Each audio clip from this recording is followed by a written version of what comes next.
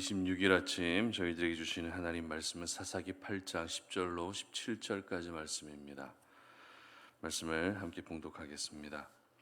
이때에 세바와 살문나가 갈골에 있는데 동방 사람의 모든 군대 중에 칼든 자 12만 명이 죽었고 그 남은 15,000명 가량은 그들을 따라와서 거기에 있더라.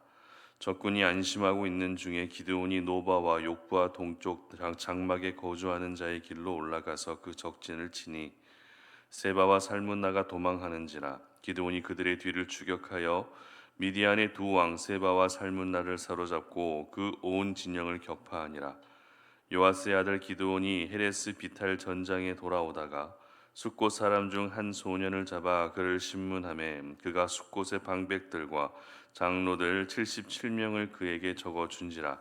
기드온이 숫곳 사람들에게 이르러 말하되 너희가 전에 나를 희롱하여 이르기를 세바와 살문나의 손이 지금 내 손안에 있다는 거냐, 어찌 우리가 내 피곤한 사람들에게 떡을 주겠느냐 한 그 세바와 살문나를 보라 하고 그 성읍 장로들을 붙잡아 들가시와 찔레로 숫곳 사람들을 징벌하고 분유엘 망대를 헐며 그 성읍 사람들을 죽이니라. 아멘. 공의와 사랑을 함께 겸비하라 라는 제목으로 오늘 아침 말씀 전합니다. 우리 삶 속에는 균형이 필요한 부분이 참 많이 있습니다. 예를 들면 건강을 유지하기 위해서도 음식의 균형과 함께 생활 습관의 균형이 반드시 필요합니다. 옷을 입을 때도 어떻습니까? 균형이 필요하죠. 그리고 이 세상을 바라보는 시선에도 어느 한쪽으로 치우치지 않은 균형 잡힌 시선이 반드시 필요합니다. 신앙도 마찬가지입니다. 하나님의 사람으로 이 땅을 살아가면서도 믿음과 삶이라는 균형이 반드시 필요하죠. 그리고 기도와 말씀의 균형도 꼭 필요합니다. 하나님의 사람 모세도 역시 이스라엘 백성들을 향해 좌로나 우로나 치우치지 말고 균형 잡힌 신앙을 가지고 하나님을 섬겨야 한다고 말하고 있을 정도로 균형은 우리 삶에 있어서 모든 영역에서 반드시 필요합니다. 이렇게 균형이 중요한 이유는 하나님 역시도 균형의 하나님이시기 때문입니다. 하나님은 이 세상을 창조하실 때에도 언제나 균형을 생각하시며 이 세상을 창조하셨습니다. 그리고 하나님의 성품 중에서도 대표적인 균형의 성품이 있는데요. 그 성품이 어떤 성품인가 하면 바로 공의와 사랑의 균형입니다. 공의라는 것은 어떤 잘못에 대해서 공평하게 심판하고 판단한다라는 것을 의미하죠. 대표적인 공의의 하나님을 볼 수 있는 사건이 어떤 사건이었습니까? 바로 선택하신 이스라엘 백성들을 바벨론에 의해 멸망시키시는 사건이었습니다. 하나님은 당신의 사랑하는 자녀들이라 할지라도 그들이 우상을 섬기고 하나님을 배역한다면 그 백성들의 죄를 결코 눈 감고 계시지 않으셨습니다. 오냐 오냐 하며 그들을 용납하지 않으셨다는 것입니다. 이방 나라에 의해서 당신의 사랑하는 백성들을 멸망시킬 정도로 죄에 대해서는 우리 하나님이 언제나 공의로움을 나타내 보이셨던 것입니다. 하지만 하나님은 사랑의 성품을 또 바탕으로 하고 계시기 때문에 다시 이스라엘을 회복시키시고 고향 예루살렘으로 귀환시키실 만큼 언제나 그 사랑을 백성들을 향해 나타내 보이셨습니다. 이처럼 하나님도 역시 공의와 사랑이 언제나 균형을 이룬 가운데 백성들을 다스리시고 백성들을 인도해 가셨습니다. 오늘 본문은 계속해서 기드온이 미디안의 두 왕인 세바와 살문나를 추격하고 드디어 그들을 격파하는 장면을 기록하고 있는 본문입니다.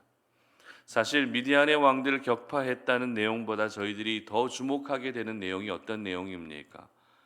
그 내용은 바로 기드온이 숫곳 사람들을 죽였다는 것이죠. 숫곳 사람들을 신문하고 숫곳 사람 77명을 죽이고 멀쩡한 분우엘 망대를 헐고 성읍 사람들을 죽였다는 내용을 우리는 더 주목하게 됩니다. 이와 같은 내용에 더 집중할 수밖에 없는 이유는 어제도 잠시 나눴지만 이 숫꽃과 분우엘 사람들은 이스라엘의 갓 지파에 속한 사람들이었기 때문입니다. 다시 말해서 기드온이 죽인 사람들은 자신의 동족이었다는 것이죠.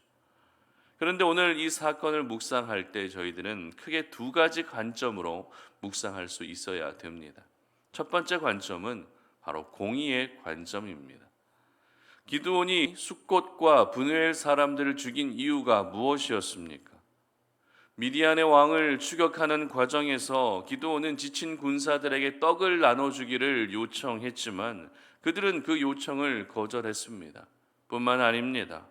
기드온을 향해서 니까짓게 어떻게 미디안의 왕들을 죽일 수 있느냐라고 조롱했기 때문이죠.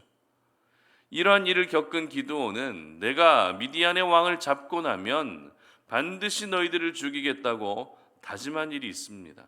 그리고 그 다짐한 대로 숫꽃과 분우엘 사람들을 죽였던 것이죠.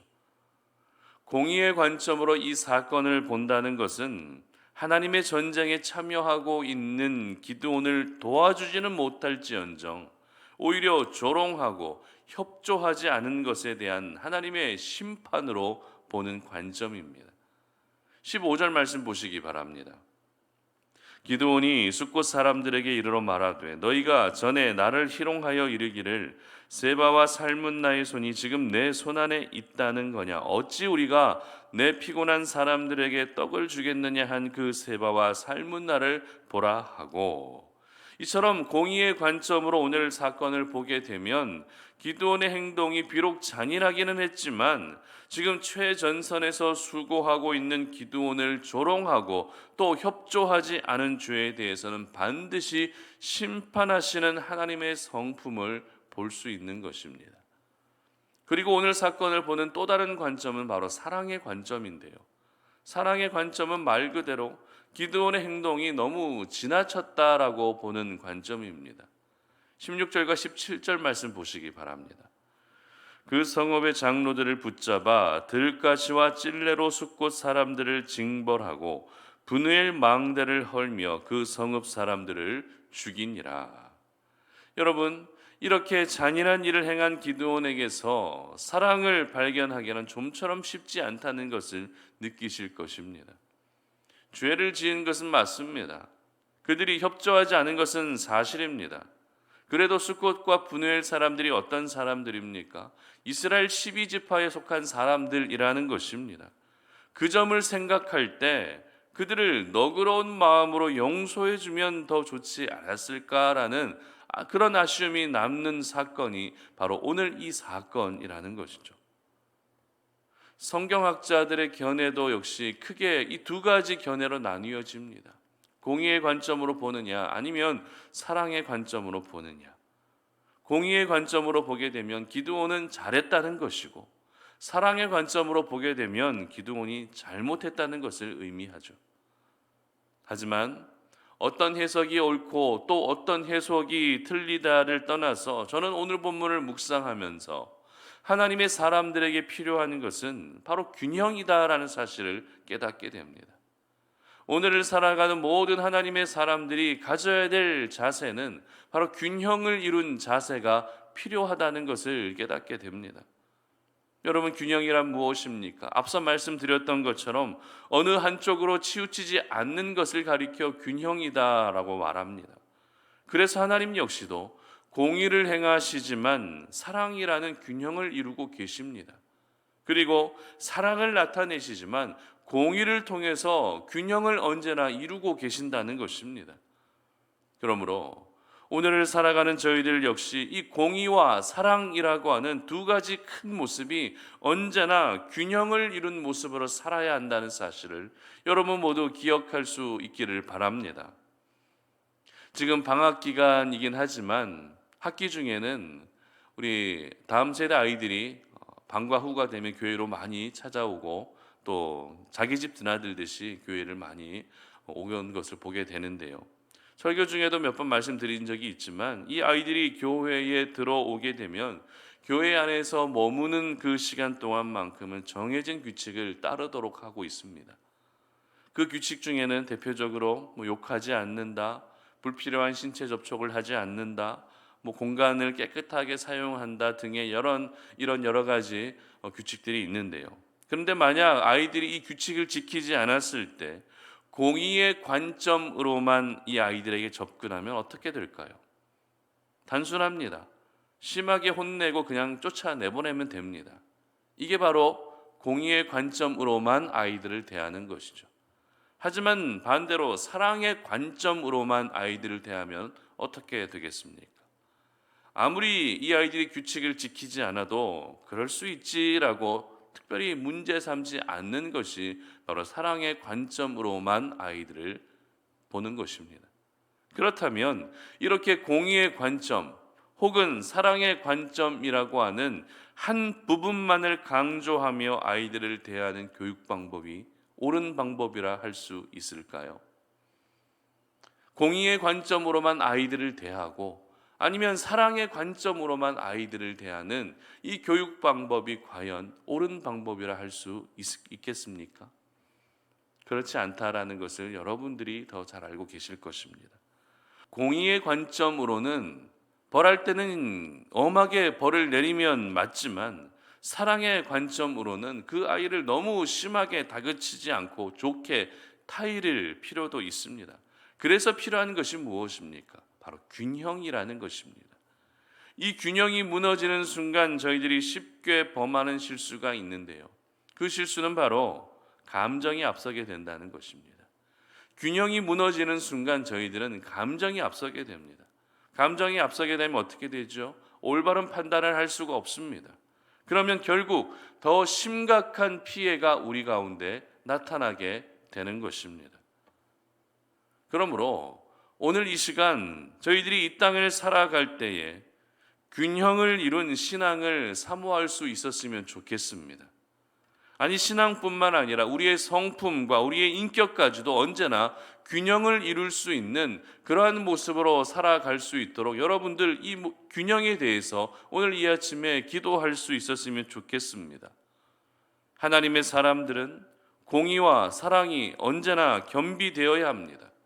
비록 완전한 공의에는 이를 수 없고 완전한 사랑에는 이를 수 없지만 하나님이 보여주신 공의와 사랑을 기억하면서 우리가 오늘도 아버지 하나님을 닮아가기 위한 거룩한 몸부림이 저희들에게 있어야 한다는 것입니다. 우리 예수님 역시도 사랑을 전인격적으로 보여주신 분이시지만 때로는 어떻습니까? 분노할 때도 있었습니다. 바리새인들을 향해서 독사의 자식들이라고 책망할 때도 있으셨다는 것입니다. 여러분, 사랑만이 해답이 될 수는 없습니다. 그렇다고 공의로움만이 해답이 될 수도 없습니다. 해답은 무엇입니까? 공의와 사랑이 아름다운 균형을 이룰 때 그것이 바로 해답이 될 수 있는 것입니다. 그리고 이 공의와 사랑은 결국 뗄래야 뗄 수 없는 사이라는 것을 여러분 기억하셨으면 좋겠습니다. 무슨 말입니까? 공의가 있어야 사랑이 있을 수 있습니다. 반대로 사랑이 있어야 공의가 있을 수 있다는 것입니다. 그러므로 우리 송탄오륜의 모든 가족들은 어느 한쪽으로만 치우치지 마시고 언제나 공의와 사랑이 균형을 이룬 가운데 하나님을 섬기시고 또 여러분들이 살아가시는 모든 삶의 현장에서도 그렇게 살아갈 수 있기를 바랍니다. 여러분의 인격도 역시 균형을 이룰 수 있도록 그렇게 여러분들이 노력하셨으면 좋겠고요. 언제나 내 삶 가운데 균형이 가장 중요하다라는 사실을 기억하시면서 균형을 이룬 그런 성숙한 하나님의 사람들이 되시기를 주님의 이름으로 축복합니다. 함께 기도하겠습니다. 살아계신 아버지 하나님 감사합니다. 오늘 이 아침 우리가 주의 말씀 앞에 나와왔습니다. 하나님의 말씀을 기억하며 오늘 이 하루를 시작합니다. 우리의 연약함들이 있고 우리의 부족함들이 있지만 오늘 하나님의 말씀을 기억하며 믿음으로 살아가기를 소망합니다. 우리 가운데 부어주시는 하나님의 놀라운 은혜가 저희들에게 주어지는 하루가 되게 하여 주시옵소서. 오늘 우리가 주의 말씀을 묵상했던 것처럼 공의와 사랑이 언제나 균형을 이룰 수 있는 신앙으로 살아갈 수 있도록 도와주시옵소서. 공의만을 강조하는 것도 아니라 그렇다고 사랑만을 강조하는 것도 아니라 공의와 사랑이 균형을 이루어 하나님의 위대한 역사들을 이루어 드릴 수 있는 그런 귀한 하나님의 사람들 되게 하여 주시옵소서. 감사드리며 예수님의 이름으로 기도드립니다. 아멘.